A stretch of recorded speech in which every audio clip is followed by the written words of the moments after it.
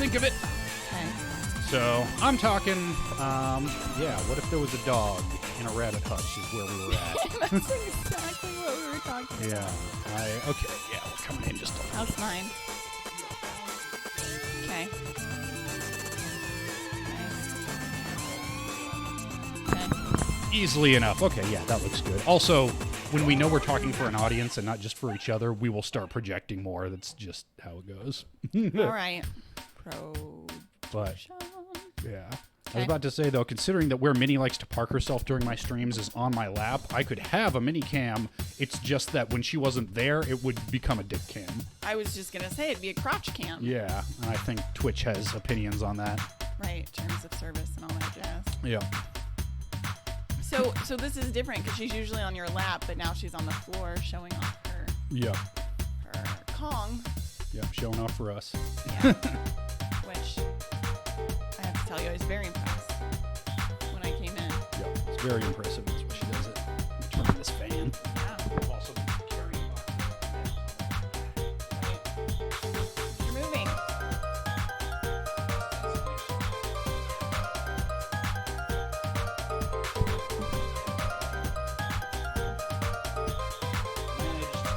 to get this far without turning on the AC yet. It's, Oh, I haven't either. yeah. I've only had one complaint of the kids being hot, which has been awesome and unexpected, but we don't get like any direct sunlight, like none. So that helps. Yeah, that helps. I've got those blinds, and supposedly they go down. They haven't actually gone down in a while. So it's more of a theoretical Yeah. using. Those blinds close, because, you know. I think I've alienated your fans. You think so? Yeah, well, hold on. Let me see if we're actually live, because I had it. Oh, no, we are. Okay. Fugitive from reality says we are. Yeah, the other day it was weird. It was all the green lights, all the indicators were saying you're live, but when I actually pulled up my streams page, Yeah. there was nothing. I'm like, what? And like, yeah, like most things tech related, the solution was to shut it down and start it back up again, and that was fine. But Very technical fix. yes. Turn IT it department, have you tried turning it off and turning it on again? You ever watch the IT crowd? No. It's a very funny show, but boy, it's rough going back to watch it now. Because, like, certain stuff that was hilarious back in the day, it's the Revenge of the Nerds problem all over again. Yeah. So the joke is that he tried to put something in that woman's drink and failed. Nice. So it's okay to laugh at it, that attempted crime that he did. Life is so funny. Yeah. No. It's hard to even say. Yeah. Oh, look, there's people. Yep, people are coming in. Yeah. Pony Assassin's working in their IT We have office. video. Yeah, let's go ahead and. It's very exciting.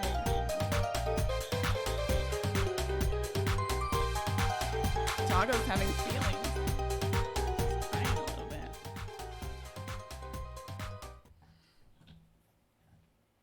I don't know if we want music. Hold on. I know what we want. Let's find it. Oh my. Here we go. Minnie! Calm yourself.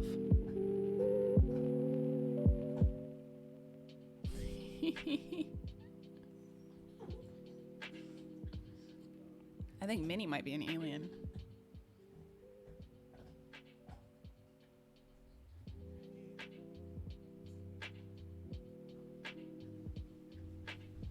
Yay! There we go. Now we got. Just like old times. Yeah. Geez. Yeah. It's been a minute. Yes, it has been a minute, and yet nothing's changed. I have my glasses Yep. and my drink. Those chairs, 6 feet. Nope, they're not. Yep. Also, I'm gonna move that chat because it's getting. Oh, yep. Ah, look at that. Look at that. Violator.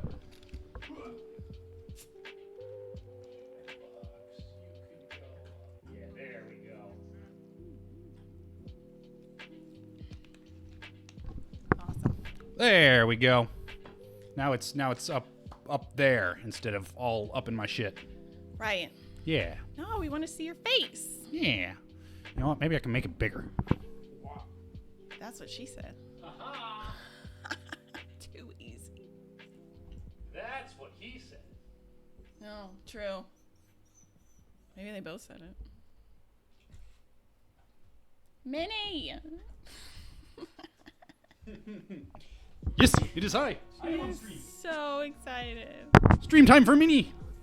Oh, Okay, bye. People don't usually get to see. I tell them she likes to just hurl herself dramatically from my lap at random intervals. Right. Farewell. Yeah.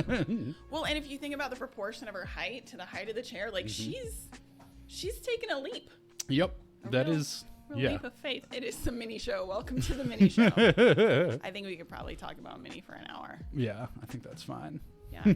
I have a friend in Italy who has Dachshunds, and he sends me pictures, and I'm like, your dogs are so ugly compared to Minnie.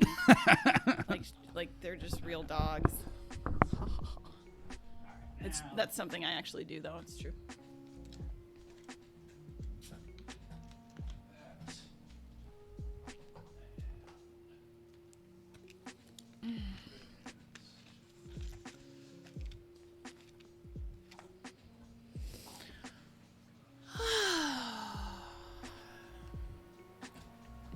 So it's been like since summertime, I think. Right? Has it been it's been a hot minute. Like a minute. It's been a while. It's been a while. Yeah. So this is good. Yeah, she's going to town on that Kong. I know it. Was she going to town on the Kong before I got here? No, this is purely performative. Oh yes, This performative playings. I like it. So what are we talking about today? So, What should we do? So I've got a draft that I want to read. Okay.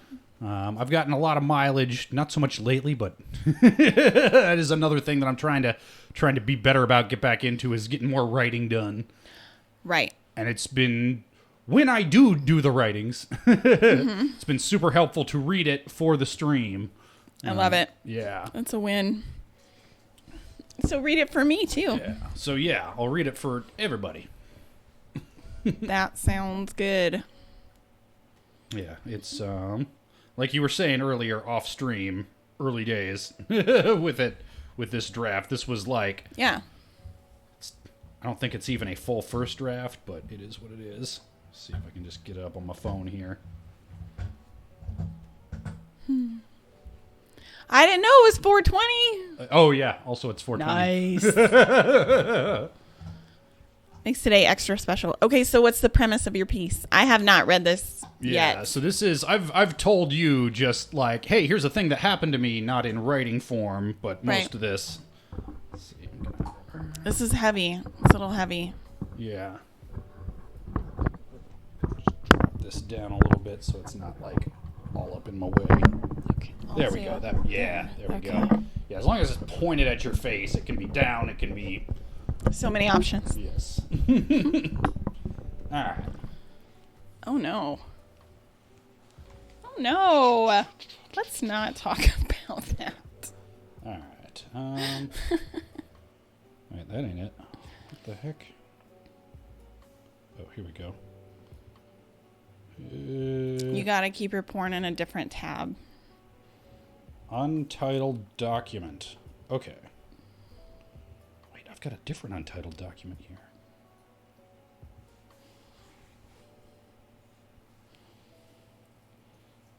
Oh, wow. What? I've got a whole, like, draft here that I forgot ever writing. Let's start with that one. That'll be our warm-up. Is it so it's a different piece? Yeah. Okay. Yeah, this was... They're both follow-ups to... I wrote something on Medium called Good Grief, which was my... I got one of those faces. My dad's like that too. Everywhere he goes, people are like, "Do I know you?" And he's like, "I don't know you." But yeah. All right, so let's start with the one that I wrote and then forgot all about and see where that takes us. They're both untitled documents in my folder of drafts. I wrote in Good Grief about how grief is a mechanism by which communities identify and correct dysfunctions, and how the best way to resolve grief may not be talking about it or thinking about it, but doing something about it. Even if that thing is only tangentially related, finding something productive to do and convincing oneself that it is for the benefit of the departed, or in their memory, if you prefer, can help. And even if it doesn't, at least one has done something productive. And if it were always that easy, there'd be no need to write articles about it. The urge to act, to do something about the dysfunction that caused our loved one's death, is a powerful motivating force that can be put to a good purpose.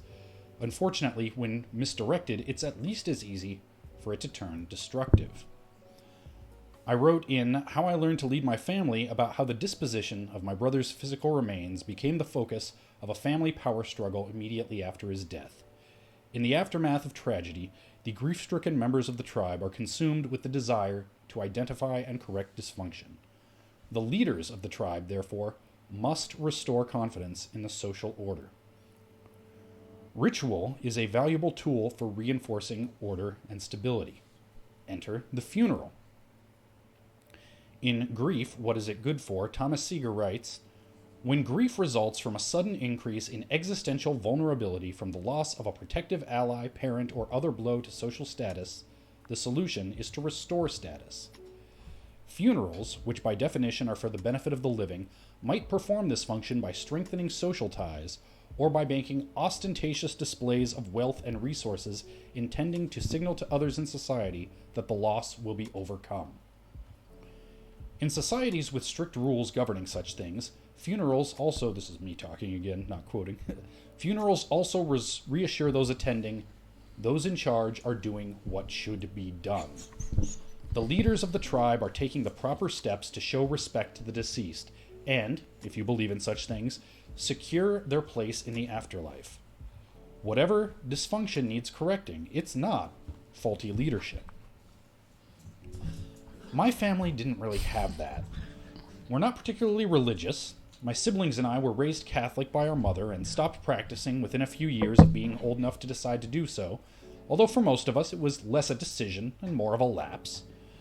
My mother no longer attends services regularly either. As for my father, when last I discussed it with him, he expressed an affinity for a flavor of deism that posits that there probably is a God that created the universe, but that he has taken a rather laissez-faire attitude with earthly goings-on ever since. All of which is to say that the rules governing religious ritual didn't offer us any particular solace or guidance, which left us to try to guess what my brother, scare quotes, would have wanted. And since he wasn't the type to talk about such things, and certainly hadn't drafted a will at the age of 27, that left ample room for such interpretation to include personal biases and projections. My mother was the one who discovered my brother during his cardiac arrest. She was the one who called an ambulance for him, and she was the one who had to make the decision to allow the paramedics to cease attempting to resuscitate him when it became clear that the chances he could be successfully revived were minuscule, and that he would have severe brain damage even in the very unlikely event that he could be revived. In the weeks that followed, she reported trouble sleeping, awakening over and over in the night with the sound of my brother's voice calling to her for help ringing in her ears. These kinds of hallucinations are commonly reported both by the bereaved and by survivors of other types of traumatic events. My mother stopped short of claiming that my brother was literally communicating to her from beyond the grave, but she certainly implied it by bringing it up in the context of claiming that my brother would have wanted his physical remains released to her and not my father. And that's where the draft ends. And oh boy, I don't remember writing this. I wonder when the last edit date was on this thing. Just like pure train of thought. Where were you going? Like, you know what I mean? Stream of consciousness. Yeah. So I started off talking about, okay, we've got to do something. I think it was, I do remember this now. It was an attempt to retell. So I told in How I Learned to Lead My Family. Read it, Dr. Freud. Right. Yeah, I wrote in that one about the whole story of my brother's funeral and like the arguments that during and that followed it. And I think this was my attempt to retell that story or relitigate it and try to understand what was going on. Yeah. Was it the kind of thing where you work through it as you write it? I think that's what I was going for, but now I remember why I abandoned the draft, because I got that far and I'm like, okay, at this point I'm just retelling the same story, and the fact that I'm doing it. Yeah. Yeah. Doing it over again isn't. I didn't feel like I was discovering anything new. Well, I have to tell you that I admire your chutzpah to like take a draft you haven't looked at for months and read it out loud. That's a lot braver than me. I have a question for you, though. Okay. I have read both you and Tom's grief work, and I don't understand it. I don't understand the connection to status. I mean, I sort of understand it on a cognitive level, but intuitively, it feels like to say that grief is actually about maintaining status seems somehow like sacrilegious. Like it seems like it's disparaging feels too powerful, but it's almost like it's making it less about mourning the person and more about your own needs. And maybe that, I mean, I think we can safely say that funerals are about the living. You just said it. Yeah. So maybe that's just my own like internal bias. Oh, but so can you explain to me though, like the status connection? Like, how does that make sense to you? Because I remember when you were reading this stuff, and there was a shift in you. It really seemed to resonate. Like you found a lot of like. Yeah, I don't know that I necessarily agree with the. So Tom views it through the lens of status, and I think that is certainly a valid way to view it. I view it more in it's less about status and more dysfunction. And status can be part of that. If the leadership of the community is faulty, then either there needs to be a change in leadership or the leadership in place has to show a change in itself. Mm-hmm. Like, this is what something has to change. Something about this environment, whether it's true or not, something about this environment to our instinctive animal brains, like, well, something's fucked up.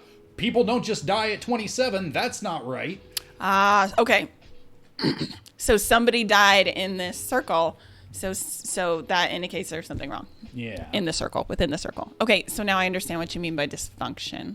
Yeah. So it became a power struggle. I mean, my brother's literal physical remains were a proxy for my brother. He lived with Mom. I remember that. And I don't know. I always felt a vague sense of guilt because I could see what. I mean, he was 80 pounds overweight, just at a guess. Right. He would eat an entire box of Kraft macaroni and cheese as his only meal. Like, that's not healthy. Yeah, that's not healthy. That's not good for you. Right. And he had underlying medical conditions. Yeah, absolutely. Yeah. Which, I mean, all the more reason for him to have a healthy lifestyle. Right. But his lifestyle exacerbated those conditions instead of ameliorating them. Right. Okay. Yeah. And when I say it like that, it sounds like I'm throwing my mom under the bus, and I don't think so. Yeah, I don't know. That might be like an insider perspective, because I don't think it looks like that from the outside. Okay. Yeah, it seems like a reasonable observation. Yeah, because I mean, yeah, he was living with her. We all saw it, and none of us. I was about to say none of us could do anything about it, but that's what I'm struggling with. Well, no, how much do you control other people, Ben? You know, I have, for those that don't know, I have 4 young daughters. I'm a single mom, and they're 18, 14, 12, and 10. Mm-hmm. And I barely control them. They decide what they're going to do. I mean, luckily I've taught them well, and I think in most instances they make good decisions, but ultimately I'm not responsible for their choices, especially not at 27. Yeah. Lots of kids. Damn right. Yeah, I think about, seeing Adrian, and she's written a lot about her health turnaround with the ice bath and Right. and that whole thing. I wonder sometimes, like, if I'd known about the health benefits of ice baths earlier, could that have helped my brother? And the answer is no. No. Because he would never have gotten in. I mean, how many of your other family members have gotten in since you've... My nephew got in up to, like, his knees. Yeah. Yeah. Well, something, but still, you're right. I mean, I've seen changes in you. Like, you've changed dramatically since I met you. Yep. And they see you, so they're all the more aware of it, and it still hasn't, been an impetus for any sort of change. And I can't say any sort of have they undertaken like any sort of like dietary modifications, or because the ice bath is kind of like, for some people it's a bridge too far. Like, Yeah. immersing yourself neck down in ice water takes a special kind of motivation. Yeah. And Mine was social, like the social pressure of doing it. I was like, well, I can't be the one not doing it. Yeah. And then it worked for me, but there's got to be something. Yeah, yeah. Well, and it's not that some of them at least aren't trying. Like, my mom's always trying some new diet, some Weight Watchers, but she's overweight. Like, Right. she's putting in the effort, but the things she's doing aren't working. Okay, can we address this for a second? Mm-hmm. I can't read it. I don't have my glasses on. Kenan Eldari. Kenan Eldari. Yeah, I can Eldari. make that bigger if that'll help. No, it's okay. Let's just do that. Okay. Here. For some reason, I can see the white, but I can't see the colors. Howdy. Bump that up just one. Oh, it helps. Yeah. Okay, that helps. Ice baths would freeze you to death. That's what I thought. Yeah. And I was the cold. Like, I have a sweatshirt my kids got me a year ago for Christmas, and it says "always cold" because I'm that girl. But it just took me like a couple times to be like, "Holy smack!" Yep. Yeah. So Adrian's written about this. You've written about it too, and Yeah, her a little thing is Hashimoto's thyroiditis. Remind me, Raynaud's. That's what you. And wrote. Raynaud's. I Yeah. also had type 2 diabetes, actually, and some autoimmune markers, and like I was a big hot hairy mess. Yeah. And then I went keto and did ice baths and dun dun dun dun. Yep. I was never overweight though, but there were other issues there. Yeah. So, Yeah. yeah.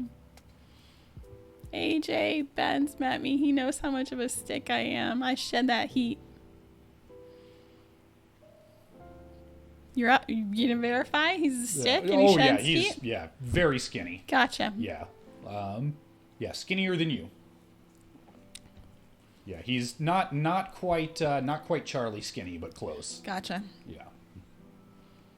Solidly underweight. Yes. All right. Well, then we'll give him a pass on the ice bath. Yeah. I don't know. I've not. I'm trying to go through my experiences of people with ice baths, and it's one of those things that there's not a whole lot. There's some, but there's not a whole lot of really good definitive science on, No. just because it's never been widespread enough to get like a good, really broad sample size. Right. So it is a lot of anecdotes. No worries, Keenan. Yeah, no, it's fun. Yeah, well, I kind of wanted to chat about everything before getting to the article that I actually want to work on today. Yeah, let's do that. Give more people a chance to get into chat and give us a chance to get into a groove. So this is perfect. Also, Yeah. No. We haven't been in a groove in a while. Yeah. Speaking Well, of. online it went on stream. Shocks when he started to navigate with his family. Yeah. Huh. But so yeah, I can't say that I have a whole lot of experience with like severely underweight people in the ice bath. Right. So yeah, has Charlie been in? I know Maddie has at least some.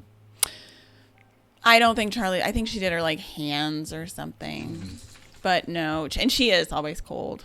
I mean, there is something to it. To being cold, but also interestingly, like thin people have more brown fat. So when I go in, I shiver a lot less than like the other people who are doing it because I have the like non-shivering thermogenesis going on. Like my brown fat keeps me warm. I don't have to shiver. Yeah, I was definitely a shiverer when I was new to it. Yeah. And now we're starting to get more data on or I don't know if data is even the right word, but we are starting to explore the potential benefits of the shivering. Yeah. And when we started as, a group, all of us who are into this ice bath stuff, right. As we started talking about that, I had to consciously make myself shiver again because I'd broken myself of the habit. Yeah. It's like, oh wait, that's supposed to be good. All right, hold on. Yeah. Oh wow, have you ever tried to shiver? That's not. No, it doesn't work. It doesn't work. Yeah, I mean it can, but yeah, I had to. I don't know how to do it. Is it like touching your tongue to your nose, one of those things? Because I don't think I have that kind of control. Yeah, I don't know. But. Well, wait. Let's go back to this the dysfunctional village scenario. Yeah, or not even necessarily dysfunctional village, but dysfunctional environment. Okay. Yeah. And you struggle with your brother and wondering if you could have helped him and fix what was broken. Yeah. Well, and there was a conversation at one point. I've written about her too, just in passing. The father of my children. That's the piece where I love that piece. Her. Yeah, if you haven't read it, go read it. It's on Medium. Yeah, it's really profound. But yeah, the girlfriend that I broke up with, my first girlfriend to speak of, college sweetheart, and I'm not super flattering to her in that piece, but everybody who's ever been a significant part of my life, I can always think of at least one thing that I'm grateful for. Yeah. And for her, there was a conversation we had. There had been a family conversation because my mom was worried about, she was essentially taking care of my brother. And speaking of things to be grateful for, something my mom did do for my brother is she insisted that he have a job. Yeah. Good. He didn't need it. He didn't need to contribute to bills or anything like that. All of his money just went into a savings account, which then got split evenly among his surviving siblings when he went. Excuse me. But she made sure that he had a job because mom was always worried about what would happen to him after she was gone. And we kind of had a family conversation about this. And my sister, the one with all the kids, said, politely enough, like, he's not staying with me. I've got, and quite rightly, I think, like, I have children of my own that are my first responsibility. Like, okay, that's, and I relayed this to my girlfriend at the time, and she said, without a second's thought, a second's hesitation, as if it were obvious, oh, well, he stays with us. Yeah. If anything happens to your mom. Like, okay. Aww. Yeah. It's good stuff. Yeah, so. I love that. Yeah, but that then, and this was early in my personal, this was before any of the stuff that I wrote about in Father of My Children, but that made me have to think through that possibility space. If I were responsible for his, I guess this must have been after at least the inciting incident of that piece, because I remember thinking, if I were responsible for his environment, what would that entail? What would I do? Because I couldn't, like, would I give him a place to live? Absolutely. Could I stand to see him degenerate the way I could already see him doing in my home? Well, that goes along with the whole mantra of, which I hadn't heard before like a year or two ago. When you save someone's life, you're now responsible for them, right? So you can't just go talk a guy down off a bridge and then be like, See you later. Yeah. Okay. Yeah. How? Good luck with that. What are you committing to when you commit to Yep. that sort of responsibility? So it's something to think about. Committed to get this one's ovaries taken out when they got all You did tumorous. such a good job. She's so healthy and happy. Oh, yes, she's Your little surrogate yeah, kiddo. I'm very happy with how she recovered with that. I was freaking the fuck out. I know it. You did really well. Kept it together. Yeah. Like a good pupper dad. So what do you carry from this piece into the next one? Well, I think now's probably a good time to just go ahead and jump into the next one. Jump in. Yeah. Let's So do that's some background to this next one. A viewer of my Twitch streams, who I'll call Bill, not his real name, reached out to me to put me in touch with a community support coordinator at a Phoenix Children's Hospital about my upcoming picture book, which is meant to help children make sense of grief and loss. Twitch isn't set up to facilitate this kind of thing, and it took a little doing to get the conversation moved over to a more appropriate venue. Bill apologized for the trouble, saying that it had been a long, hard day.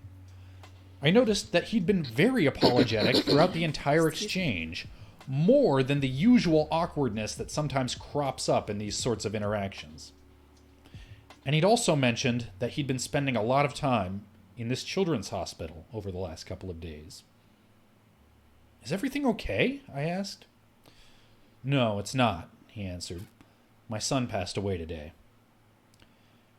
It struck me for the first time in that moment the enormity of what I was signing up for by presuming to write a book about grief.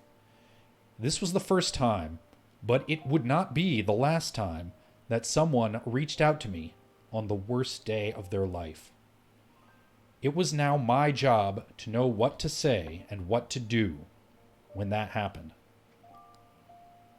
The more successful my book is, the more this will happen. I had this idea of what success would look like. Selling enough copies to recoup what I'd spent on art and graphic design and printing costs, going to some book fairs, maybe doing some interviews, maybe selling the international rights to a publisher. But that isn't what success looks like. This is what success looks like. Talking to a bereaved father on the worst day of his life, knowing that something about what I'd written made him think that I was the person to talk to on this day of all days. If I couldn't handle that, then the thing to do would be to take down my Kickstarter page, refund my early backers' contributions with my apologies, and go find a job stocking shelves for a living. Instead, I resolved to keep going. I made the first of our society's agreed upon, socially appropriate noises. I'm so sorry. Which is fine as far as it goes. I was, and am, sorry that anybody has to deal with something like this. And then I started to make the second noise. Let me know if there's anything I can do. But I stopped. That's not what someone says when they actually want to help. A man who is in the initial stages of shock and grief can't identify what he needs or communicate it to a stranger, and it's cruel to ask him to do so. Let me know if there's anything I can do is insincere and self-serving. It's what you say when you want credit for making the offer, knowing that you will never be called on to fulfill it. So I cast myself back to the deepest part of my own grief over my brother, and thought about what had helped me then. My mother's coworkers had sent her a giant party platter of sub sandwiches, and my sister and I had each taken home a good 4 or 5 meals worth. It wasn't good food, just cheap slices of deli meat and cheese on cheap white bread from a chain restaurant, bland and impersonal, the kind of thing you get catered when price and bulk are more important than quality. I never met the people who had given my mother those sandwiches. But I remember looking at those overstuffed brown paper bags in my refrigerator and feeling more grateful for them than for any words that had been spoken to me. At least that was 4 or 5 meals that I didn't have to think about providing for myself. And I could do better than that for Bill. May I make you a lasagna? This didn't solve my problem. I couldn't home cook a lasagna and hand deliver it to every person who reached out to me through my book. But damn it, I could do it for Bill. I went to the store alone. I assembled the lasagna alone. I handed it to Bill alone. This was all fine and helpful as far as it went. I could not imagine doing more or better than this, because this was the best anyone had done for me. In How I Learned to Lead My Family, I wrote about how my parents turned my brother's funeral into a power struggle, and in doing so, failed to see to the needs of their surviving children.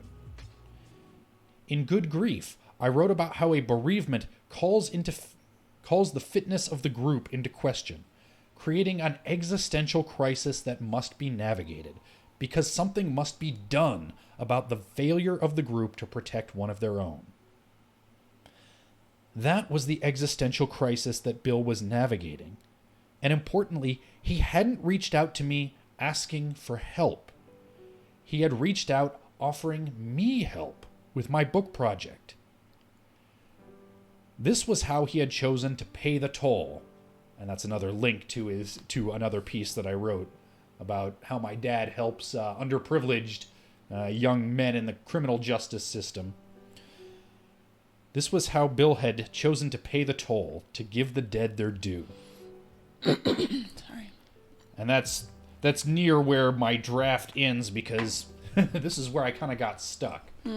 Because what I'd like to do next is imagine, okay, it's fine to say here's where my family and my support system failed. But what I'm trying to imagine now is, how could it have succeeded? What if instead of turning my brother's funeral into a power struggle, instead of putting myself and my siblings in the middle and trying to force us to pick sides, what if my father, what if my mother, what if they had enlisted us? What if they had directed us, given us a task? The way Bill, as I'm calling him here, he'd found something productive to do. I'm going to, here's this story that had made him feel like I was the person to reach out to. And he had tried to do something in service of that story. That was his first instinct. How could I have supported him in that? Like, the lasagna is fine, and it's not that that was the wrong thing to do, but I think there was an opportunity to do something more. I'm thinking, I immediately see how it ties to the draft before it, because it's the do something, like the need to do something. Yep. Right? And I think you got the first step right, which is, I can't stand the whole, like, if there's any, let me know if there's anything I can do, because you're putting the onus on the grieving person to even know what they need to, like, just do something, you know? So I agree. I don't think that was wrong at all. I think it was like steps ahead of what a lot of people would think to do. But you're stuck because, well, let's consider this. Like, from what I know about your parents, is it reasonable to think that they could have a different reaction than they did? Maybe not. Is that putting too much responsibility for leadership onto you? I think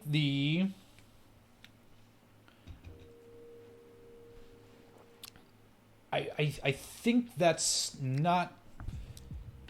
Well, I'm trying to decide if that's the right question, because whether they in particular could have done differently or better than they did,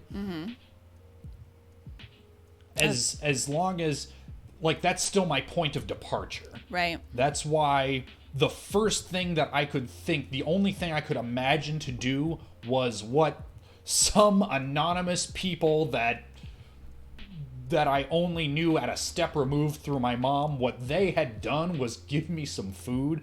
the best I could imagine in the moment was, I'm going to do that, but better. Right. Okay.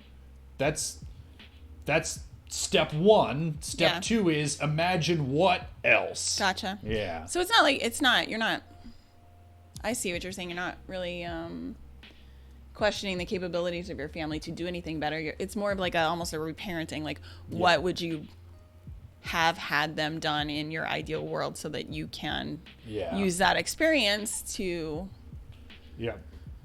because right now do something yourself. Like the giving people food, that is a behavior that I've had modeled for me. So that was something else that came up. That's why I emphasized in the draft, I made the lasagna alone. I delivered it alone. You have a daughter, Maddie, who loves to cook. Yeah, she does. What if, instead of doing that by myself, what if I had enlisted Maddie? Maddie, we're going to make a lasagna for somebody who needs it. We're going to go to the grocery store. We're going to find the ingredients. This is our project for the day. Yeah. And I had modeled that behavior for her. What if I had used that as an opportunity to strengthen the ties in the community that I do have?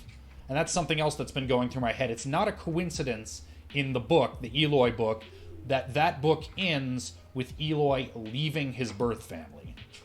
Within a year of losing my brother, I packed my bags and moved to a faraway city.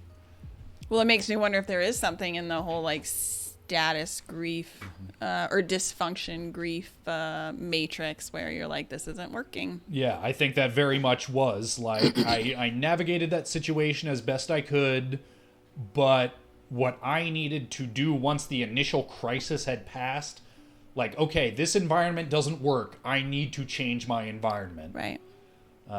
You can do that either by making a change in the environment you're already in, or by moving yourself out of that environment and into a new one. I mean, that's the Campbellian hero's journey, right? Right. The hero has to leave home and venture out into a larger world or a different world, and then he returns home with what he has learned there. Oh shit.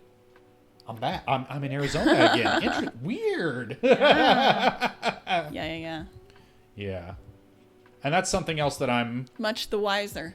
Yeah.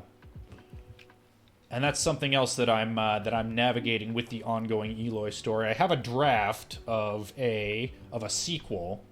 Wow. Yeah. I didn't know that. Yeah, it's like 3 times longer than it needs to be. I'm all gross and throat cleary today. Sorry about that. It's all good. Yeah. That's really cool. Yeah, it needs work. Well, what else is new? Isn't that it's the perpetual state of writing? Yeah. Well, I wonder, it's got to be so humbling, like in my writing, and it hasn't been grief anywhere near the extent of yours, but like I have women write to me about their, like, some of my most popular pieces, I had my breast implants removed, and it was kind of God damn it, sorry. It was kind of a painful experience, and I had to like process a lot of stuff to get through it. And I wrote about it pretty vulnerably, and I had so many women, like, I even wrote a piece about the people's reaction, like how I could feel them like crying on their keyboard to me, and I'm like, what makes you think I can help you? You know what I mean? Like, I'm just a girl who did a thing. This is too much. And imposter syndrome kicks in, and you're like, they're going to figure out I don't know what the hell I'm talking about. Yep. Right? Yeah. But there's that, exactly. There's that connection in and of itself of knowing that you're not alone and that there's someone who's can understand how you're feeling. Yep. Is pretty invaluable. Yeah. It's so I talked about this experience that I wrote about in the draft with both my folks, and both of them said, well, yeah, when we were young, that's just what you did. It was just expected, and everybody knew to do it. You brought food. Yeah. And I think that not equally everywhere, but I think some of that has been lost, and I think some of it does have to do with, especially on my mom's side, because she's the one who was religious. She went to church. Who were those people who were bringing food? Well, a lot of them were people her family went to church with. Mm-hmm. Well, a lot of us don't have that anymore. And whether you believe, whether the religious side of it does anything for you or not, the community side of it is incredibly valuable. Well, yeah, now that you're saying that, I'm seeing parallels between bringing this food and you like involving Maddie. What you're doing is like you're strengthening the community bonds that exist in the absence of someone you've lost, you know what I mean? And that to me seems like fostering those connections that people need so desperately. Yep. Seems like an incredibly healing path that you could initiate for people. Yeah. So I mean, by bringing him a lasagna, by taking your relationship from virtual to real, even if you don't sustain it, even crossing that bridge is strengthening a connection for him. He's like, oh, this guy is real and he cares, and I feel valued in a world that feels really scary and awful right now. Do you know what I mean? Yeah. I wish I'd followed up with him, because he did, when I delivered the lasagna. This was a couple days later. He mentioned wanting to make like a tribute video with some home video clips and pictures and stuff like that. Yeah. And he asked for my input on that, and I said, yeah, I mean, load up what you've got onto a Google Drive or whatever cloud storage solution you have. Send it to me. We'll take a look at what you have, and we will work something up, and there might be editors that I can put you in touch with, or maybe I can help you with it, but we'll figure it out. And I wish I'd reached out to him a couple days later with that, because he never took those steps, as far as I know, or at least he never reached out to me. Yeah, but then there goes the responsibility thing. But yeah. Well, you made an offer. Yeah. Still, it wouldn't have hurt to follow up and just let him know that was not an offer, that was a genuine offer. That was not me being polite. That was, do that, and then I can, you know. Yeah. However, like you said before, once your book is out and you're getting, 50 emails a day instead of one, you can't do that for everybody. So what can you do? What can you do to, maybe you can have an online forum, maybe you can do a Eloy specific podcast or a YouTube channel. Maybe you could interview experts. It seems like there's a lot of roads you could take. Right? I know Bill personally, that's exactly how he feels. He's still trying to. I can't even imagine. Yeah. I have 4 babies, and is it in I don't want to be invasive, age range of the kiddo? Not that it matters, just for. I'm assuming young, just because Children's Hospital, but yeah. But when I met with Bill, it was still fresh, within a few days, and again, casting my mind back. Right. I got real sick of rehashing the details with every new person that I talked to about. So I didn't ask for any more information than he offered, and he didn't offer much. Gotcha. That makes sense. Yeah. Conversely, I've felt I don't like it when people try to act like nothing happened. Do you know what I mean? I'm can you just acknowledge for a second that I'm not in my right mind? And it's tough, because so I remember times I felt like that, and I remember other times when it's thank God I can pretend things are normal for just 20 minutes. Right. In 20 minutes, I'm going to feel like shit about again, but but it is just great to just have a meal with a friend and just not talk about it for a second. So, I mean, it's hard to know where people are at and what they need in this exact moment because it fluctuates wildly from day to day and hour to hour. Well, and that's where you get to the place of like, you got to take responsibility for your ability to set your boundaries and tell people what you need. So those are other good points. Yeah. I like your piece. The the draft. Yeah. I'm sort of trying to wend around to a point on it. Like right now I've got, I think, a pretty decent, like, here are the things that happened. And now I'm still working through. Now let's make sense. Let's get to the takeaway. Yeah. And is it Angara Dragon? What does that say? Last week. I don't know how to pronounce all these names. Yeah, I feel like there are probably references that I don't know and I'm going to mispronounce them. But his son would have been 5 last week. That's heavy. Yeah, that's true. That's my youngest nephew right there. Mm-hmm. I lost a baby at 4 months pregnant, but it's still not even remotely this. It's not. Yeah, well. But the grief of that was pretty intense. Yeah. There's it's. That's something else that I've been thinking. It's there's this impulse to want to connect it back to experiences that you've had, and on the one hand that can be comforting to know, like, that there are people out there who understand and who have gotten through it. Also, sometimes there can be can be a temptation to want to rank our traumas, Oh, absolutely. There's like a hierarchy, right? There's like a pain hierarchy, or my therapist once said, she's like, sometimes I wish my patients had bruises for all their pain so that people would treat them more delicately. And I think that's what a lot of times when people disclose their similar experiences, it's almost like they never got enough acknowledgement for their pain, and they want to reach out to someone who is, you know what I mean? It's like you're asking for something almost. Yeah.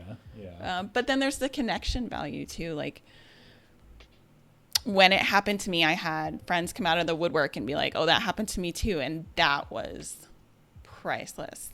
To like feel like I had someone who had been through it, and I had proof that I was going to get to the other side, and I had someone to talk about who would understand. Because there were people who were like, oh, but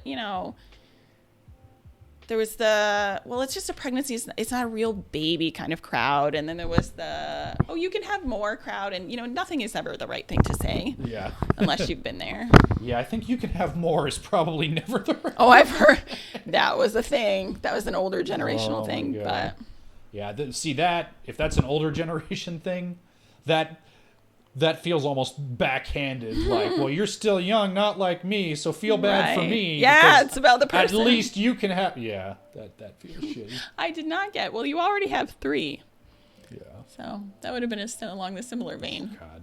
Mm-hmm. But I mean, the thing is that in my research, objectively, sometimes you kind of can rank it. True. Because the number one predictor of depth and duration of grief is genetic closeness. Interesting. We humans are wired to have a finely tuned sense of who is exactly how genetically close to us. So do you think that has to do with our own projections about our own mortality? I mean, partially. Because that's interesting. That's the most genetically rated to you or related to you. It's not necessarily the person you were most emotionally attached to. Yeah, and that is number 2. That is not insignificant by any means, but the number 1 predictor is genetic closeness. Number 2 is emotional attachment, and number 3 is how much of a part of your daily routine were they. Right. That's where you miss people. Yeah. Where you feel their absence on a regular basis. Yeah, the whole phenomenon of people grieving, real, non-performative as far as we can see grief over celebrity deaths.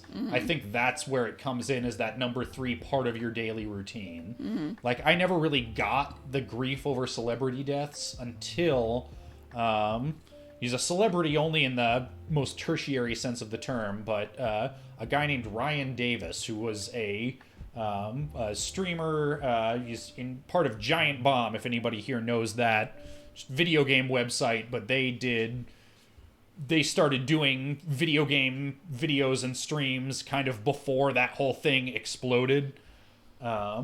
And he died relatively young. This was before my brother died, but he was overweight, and he had to sleep with a CPAP machine, and reading between the lines, it seems like his CPAP machine failed. Oh dear. And yeah, just died in his sleep. Poor guy, he was on his honeymoon.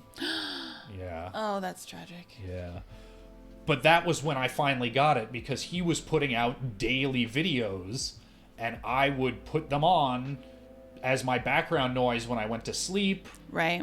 And just the sound of his voice, and then that wasn't there anymore, and yeah, this person that I never met, had no attachment to other than just he was part of my routine, and I missed that. And I still, 6-7 years later, however long it's been, I'll still occasionally, want to listen to some Ryan Davis. Right. Well, I mean, I don't know if you've ever thought about this, but if you were to disappear from Twitch tomorrow for whatever reason, your streamers would grieve you. They don't all know you. Because you're part of their day. Yeah. But, so yeah, that's, people who are part of your routine, and then... Mm-hmm. Oh. Yes, we would miss Ben terribly. Yeah. And then people that you're, have that emotional attachment to, but then, they've done studies, and, degree of genetic closeness, child trumps parent, parent and sibling is roughly equal, sibling trumps half sibling, or cousin, or niece nephew, or aunt uncle. It's really interesting. You can make an orderly hierarchy based on genetic distance. Yeah. That is reasonably predictive. With a margin for error, it's a bell curve. Yeah. There can certainly be overwhelming mitigating, emotional factors. Yeah, in certain...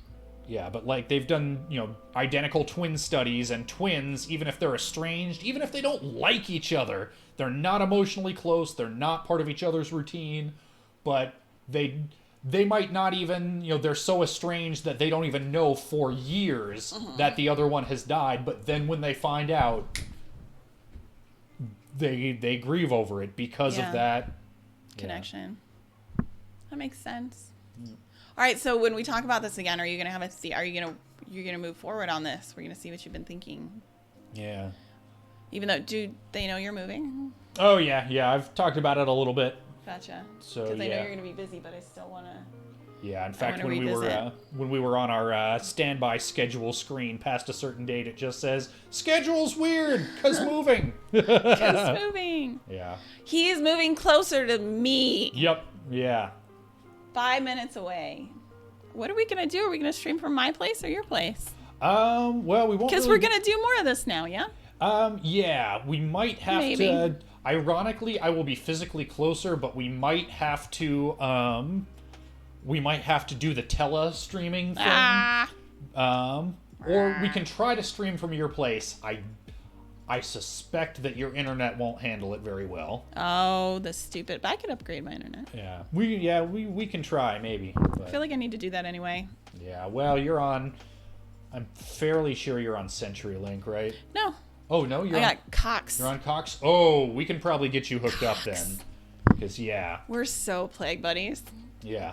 Because, AJ and I are plague buddies. Yeah, we because are. I do respite care for your daughters, which is an essential service, but it means that I am in your home a couple times a week. Yep. Or a couple days a week. It's usually one time stretched over 2 days. 2 days, right. But yeah, we had a conversation, about this early on in this whole thing, and we agreed that there's no sense in worrying about it. Right. If if you get it, I've got it, and vice versa. But my housemates, that's the downside to my new place. I will have my private space. I'm renting a room, but it is with housemates. Right. And one of them is older and potentially in a vulnerable. They don't want my plague. Yeah, They're exactly. Not, so they don't care about me. Yeah. Well, and I think we already had it anyway. Yeah. So I am of the opinion that this housemate is potentially overreacting. Mm-hmm.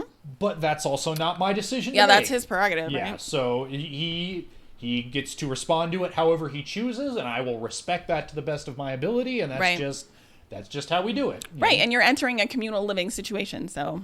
Yeah, so there's social contracts to be. Yeah, exactly. So I will still, and I've told them this is, this is my plague. Yeah, this is my job and also my social situation, and you'll let me be upfront, and I will. These are the steps I'm prepared to take, which is that yes, I can. When I come home from something like that, I can, of course, make it my first stop to go wash my hands and do all my like, here's how we'll handle this. And did that seem like reasonably able to them? Or was it kind of like? Ugh? Yeah, I mean it's hard to tell. Gotcha. Because it does seem like a potential source of friction to be perfectly honest. Yeah. And we'll just have to see, because on paper we agreed, like, okay, this is where I'm at, this is where you're at, yeah, and this is what we're prepared to do, and we'll see. Yeah. Because it's one thing to have that conversation, it's another thing to live it. Yeah. And you're agile, you'll figure it out. Yeah. But my little friend is locking down, her, with some friends, and they verbally were like, yeah, it's super cool if you go out, but then as it got closer, they were like, I don't know, have you really thought about it? Maybe you should stay. Blah, blah, blah. You know what I mean? Like, people, what they say and what they do are very often two different things. That's a whole topic we could. Yeah, and it gets into matters of emotion, because right now people feel powerless and they feel afraid, and that makes them want to control things. Very right. Yeah. That's what the toilet paper was all about. Yep. So. Well, and there's a dissonance too, like when what you see is not the same as what you're being told. Mm-hmm. You have to resolve it somehow, and usually that's through control as well. Yep. So. Yeah. Ben is good with people. It's true. He's so fun. My kids love Ben. We call it, he comes over on Wednesdays and we call it Ben's Day. And they're like, it's Ben's Day. I'm like, it sure is. Bye. Yeah. I'm still, speaking of enlisting Maddie and things. Yeah. I've got a meatball recipe that I'm trying to perfect. That might be our project this coming Ben's Day is. Do that. Yeah. Did you know that she's off meat? She's like, I don't like meat anymore. I know. What are you doing, kid? Yeah, but yeah, keep doing the stuff. Yeah. Like, don't let her little stuff stop you. Yeah. Well, I don't know. Your kids are picky when it comes to food. They really are, but I wonder where they got that kids, from. Yeah, lots of kids are. Your kids more than most. They and really so are. that is a thing to navigate, because it's true. That's I take responsibility for that. Yeah. Well, and it also takes, it takes not taking things personally, and not letting that, like, okay, Maddie, our project today is to make meatballs. We're going to make meatballs. And if she eats none of those meatballs, that's okay. The project is not to eat meatballs. It's to make meatballs. And then if you wish to eat them, they are there for you to eat. And if not, I will take meatballs home. That sounds good. Yeah. I like that idea. Yeah. I just had another idea, though. Ooh, and okay. I am tickled at this thought because do it. of your stream's affinity for doggo. Mm-hmm. But if we streamed at my place, they would get to see the doggo cat interactions, That's always fun. which are incredible. I think 100% of my cats are bigger than doggo. Yes, agreed. Yes. And there's one in particular that's like twice doggo size. And they're the two that probably get along the best. They do. Yeah. Yeah. She follows Minnie around. They'll lay on the couch together in proximity. Yeah, but speaking of social distancing, though, proximity, not contact, but proximity. I'm going to be honest. I have a picture of them in contact. Really? Yes. Okay. I think you were in Florida, and they were back to back, and it was just like this. They were just touching, and I was like, they were both looking the other way, like pretending it wasn't really happening. It was totally happening. There was nothing accidental about that little session. Yeah. Yeah, so I feel like that could be fun. Yeah. That would be fun. So you be getting kids on stream? Oh no, we'd lock the kids in their room, unless you want to see the kids. I mean, I'm fine with it, but it's, I don't It's not about them. Everything's about them. well, it's a whole thing. Right. There are various rules and regs that Oh, Twitch? Twitch and also Respite. Oh, right. Yeah. Right. And I'm not sure how much. Yeah. It's one of those things where it's probably fine, but Right. yeah. But yeah, also Twitch. Twitch Well, is, but if we do it during non-respite hours, that's true. That's true. so Yeah. that's a thought. Yeah. I don't know. This is all workoutable. Yeah. It's doable. Yeah, Roaring Lager's talking about having a thing more about taste than more about texture than taste, and I know that's especially Charlie. That's her thing. That's a thing that affects her. Yeah. Absolutely. I'm stuck on Kadago. Cat. I love Kadago. That's really good. Texture is a big thing with her. My oldest daughter, all of them, all my kids got stuff. It's really hard when you have your own food issues, even if you offer them the things you don't like, they still emulate you. Mm-hmm. They still see your behaviors. And, if I'm being picky about something, it makes them think there's something to be picky about. Mm-hmm. So, Delgado. This is my favorite. Delgado. So many things. Yeah, the food's a thing. Olives are gross. Oh yeah. Mushrooms are so slimy and foul. I love the flavor, but I do not like the texture. Yeah. Like those Mellow Mushroom has that mushroom pizza. Delicious, but I have to pick off the chunks. But I like the... Yeah, I can't say that mushrooms I'm like entirely neutral on. How can you be entirely neutral on a giant slimy lump? Like, I will never go out of my way. I'm never like, man, I need some fucking mushrooms in my mouth right now. But if it's in something that I'm eating, I will like, okay, that's what we're doing. That's fine. But also it's a fungus. More Bentime Stories, yay! Yeah, Bentime Stories on Wednesday. Yeah, I do think that mushrooms, the slimy thing, I think mushrooms need to be either just like dry, like almost a little al dente, or they need to be in something that is moist anyway, like mushrooms in a pasta sauce. Like, that's supposed to be wet like that. Right. Yeah. Or chopped up really finely, because then you get the flavor. Oh, yeah. Yeah, you can always do that. Yogurt is rotting milk. Who likes cottage cheese? Oh, hell yeah. Really? Oh, yeah. Oh, my gosh. It's the best. Most people I know hate cottage cheese. Yeah. So this meatball recipe is chicken meatballs and coconut curry sauce. Oh, damn. Yeah. And I don't know how your kids are with spicy stuff. Maddie loves it. Okay. The rest of the kids, not so much. Okay. Well, we'll see how she responds to this Yeah, then, do because that. one of the problems that I had with the last time that I made it is because I was doubling the recipe to take it to a potluck. Yeah. And I realized I hadn't bought enough curry paste to effectively double.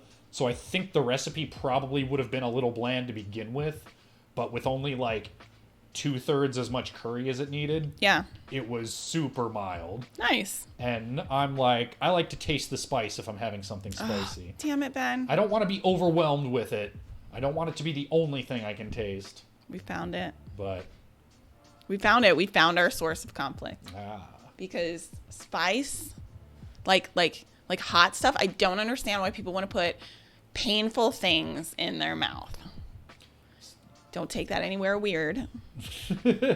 I'm talking about like chili peppers, and it's not even a flavor. It's a sensation. So it's burning my mouth. I don't want my mouth to burn. So if like one bite, if I take one bite and I'm already like, ugh, then yeah, no, that's too much. But by the end of a meal, if I'm sweating some, that's perfect.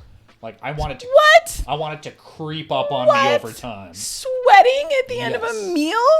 That sounds like my personal fucking nightmare. Yes. And then you can get into the ice bath right after.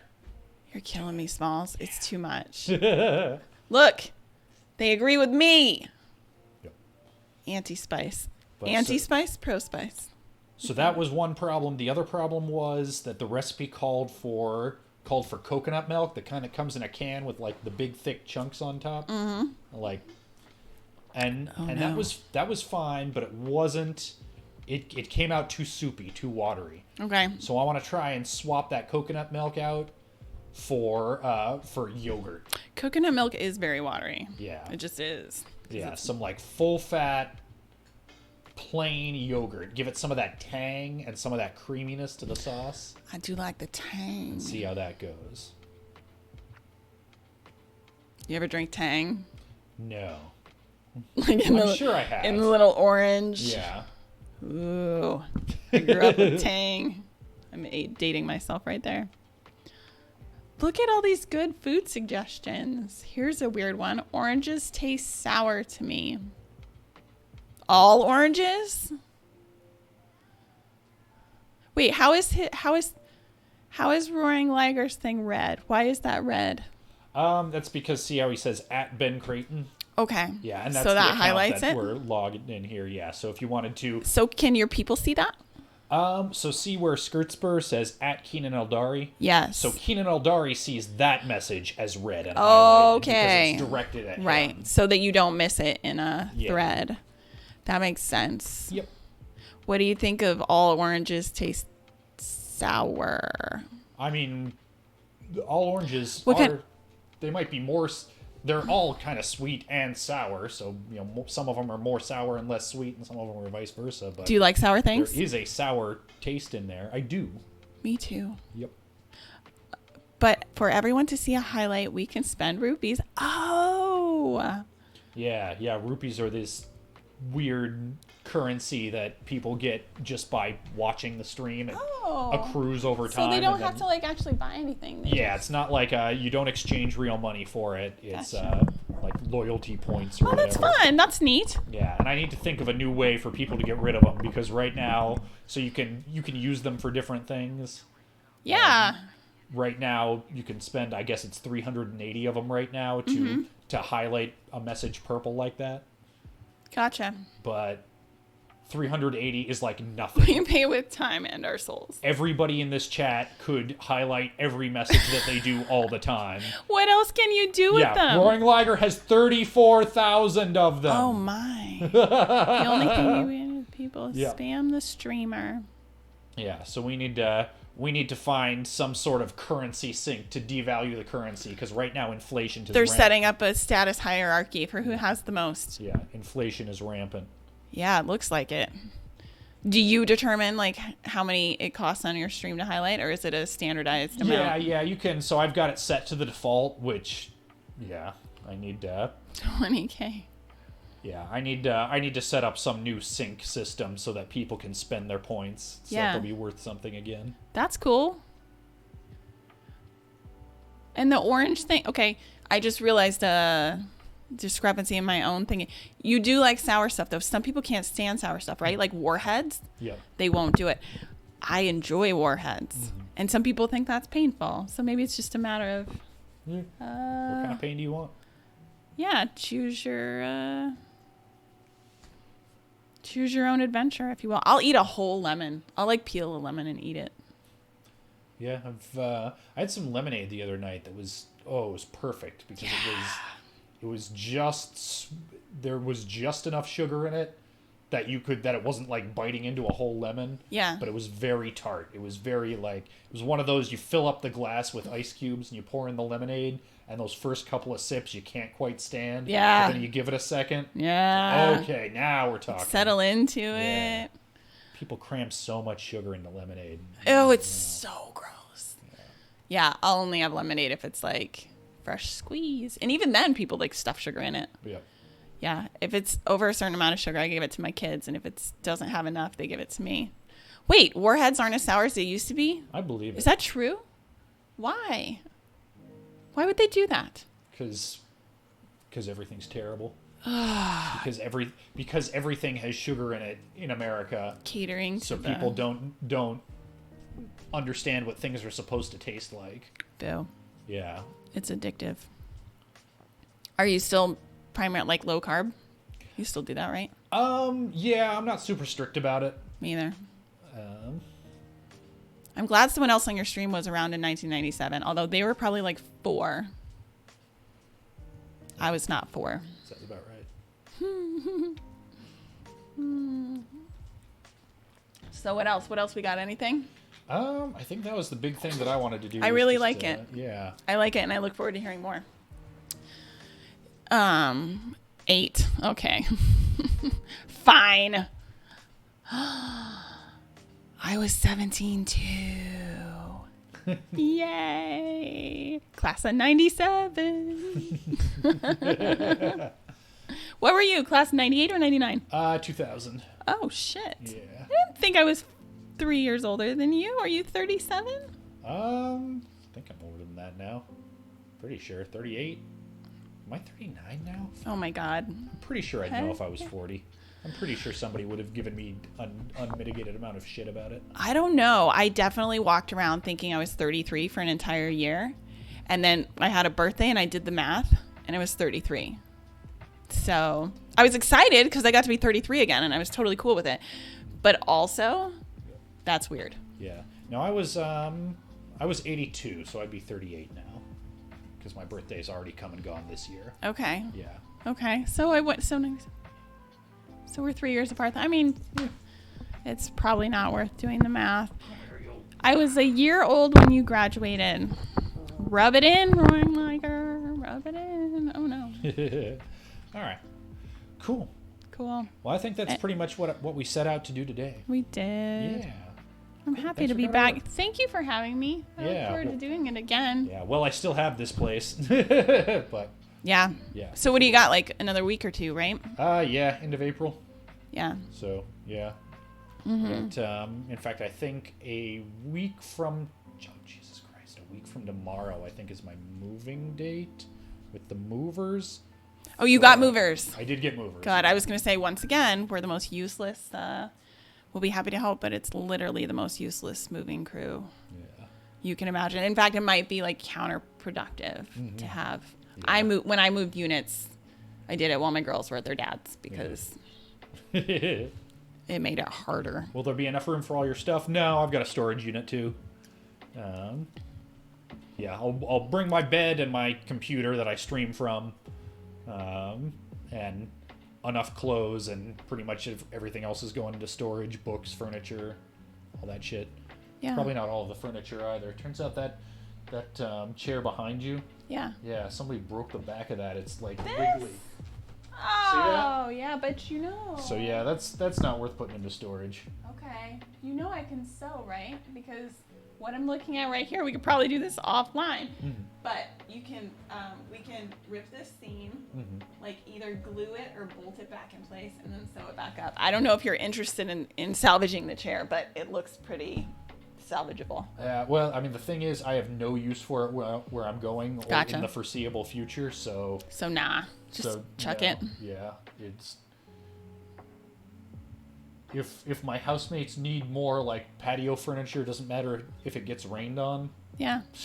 Oh, gross. Yeah. It'll get moldy and nasty. Yeah. Temporary living arrangement. Yeah, right? Yeah, so it's month to month, which is why I'm willing to put up with the red flags, because worst case scenario, it sucks, and Right. I figure something else out. Mm-hmm. And you will, because you are smart and adaptable. Yeah, we'll figure And it out. wise. But in the meantime, I can bring Minnie, I can bring my ice bath, and they've got that good internet. And I've got a space that is mine and a door that closes. 5 check marks. Yeah. All the check marks. Any sign of any ladies over there? Hey, what? Ladies? Ladies? No. Lady-free environment. Then again, it's lockdown. Who knows? Yeah. This is so moving to see you guys. It actually makes me jealous. Like, I want to snuggle Minnie. I can't imagine how they feel. They want to snuggle Minnie too. Wild Minnie has been seen 58 times. How accurate is that count? Have Not at all. Have you ever calibrated it? That's just since somebody decided to make that. Thing. Yeah. Gotcha. That's fun though. AJK, I'm starting to get an idea. I mean, the struggle is real, you know? She's such a hot dog. Yeah. She settles right into the bun. God, so the other day, it was too hot to sleep. Yeah. And so I jump in the ice bath, and it's especially too hot to sleep because she wants to do this. And she is so warm, she just radiates. So I jump in the ice bath, and I make myself frigid, and I get back into bed like, okay, come on, let's do this. And she fucks off into the other room like, no, God. this is not what I signed up for. Yeah, she's a little heat seeker. She is. I'll tell a story. When I was dog sitting her, she was so shivery, and I was like, what is with this neurotic, anxious dog? I thought it was like, you know how dogs kind of shiver when they're anxious. And then I had I don't know, I pulled my neck or something. So I was laying on the couch with a heating pad, and I put the heating pad down, and I went to the fridge, and I looked back, and Minnie is curled up on the heating pad, almost asleep. Yep. Like 90 seconds. It was the heating pad. So I kept it on the whole time she was with us, and that was her spot. Yep. She loves it. It's very sweet. All right. Well, I think we're going to cut the stream. Okay. Bye, everybody. Bye, everybody. Thanks for tuning in. I'll post when I have another draft. Do it. We'll talk about it next time.